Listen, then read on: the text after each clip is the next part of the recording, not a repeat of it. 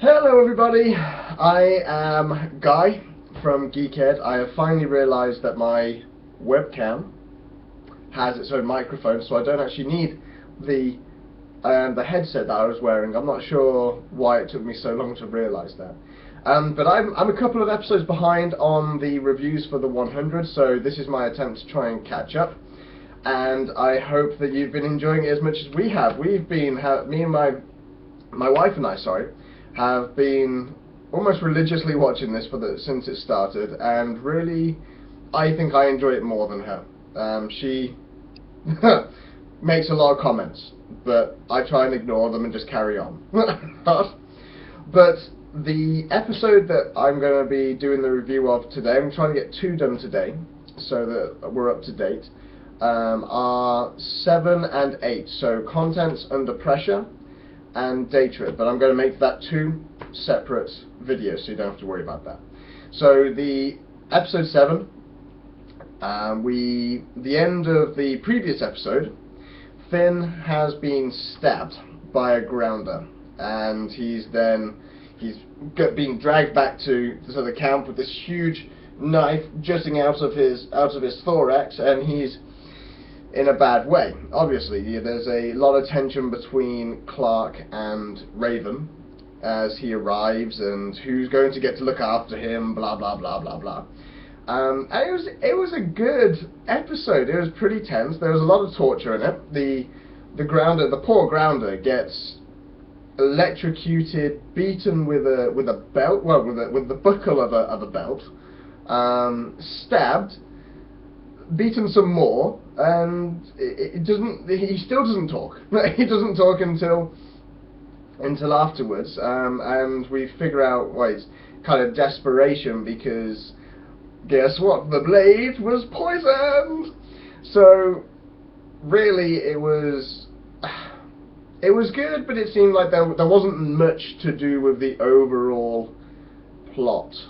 This was kind of just a little bit of a filler.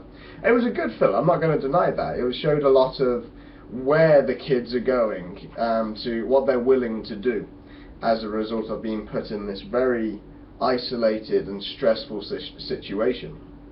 And so we have the Abby, Clark's mother, is removed from the council because she's like the ship's doctor. They need her, they can't get rid of her, so the only way that they can really punish her is by taking away her place on the council. And we have a former chancellor called Diana Sidney, who the actress, I believe, plays she plays the wife of Colonel Thingy in Battlestar Galactica, the wife that they find that he thought she died on New Caprica, but she did get onto a ship, and she turns out to be a bit of a bad fruit in the end. If you haven't seen Battlestar Galactica, you need to go watch it, because it's a brilliant show. The last couple of series kind of let it down, but it starts off.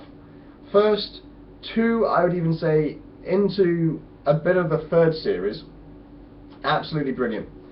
Really good remake of the original. Probably wouldn't associate it too much with the original, if I'm completely honest. But it was absolutely astounding. Really, really good. Worth checking out. But let's segue back to the 100.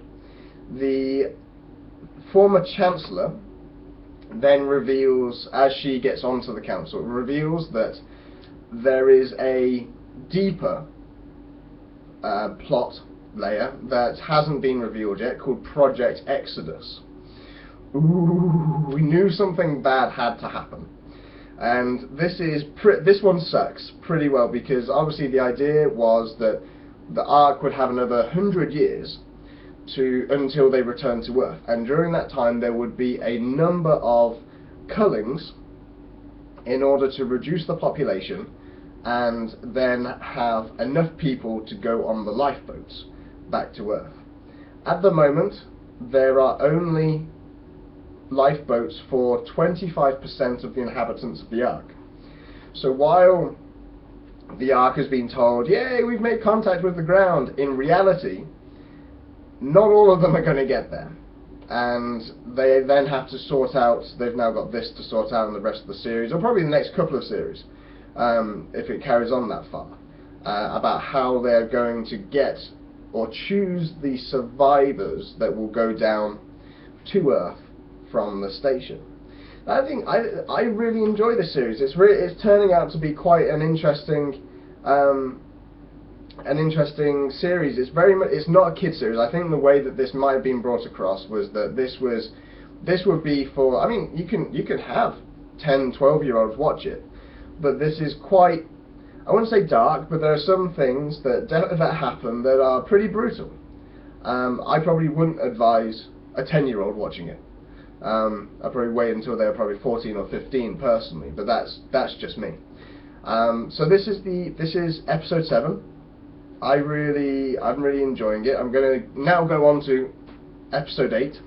So carry on looking at the uploads, and as always, there's always www.geekeducation.co.uk, which is our official website. We'd love you to come see it. We do blogs, we do videos, we do reviews, kind of anything that you want. And if you want us to do something else, then you're more than welcome to tell us, and we will try and do it. But from me, Guy Morley, I'm finishing off this episode. Yeah.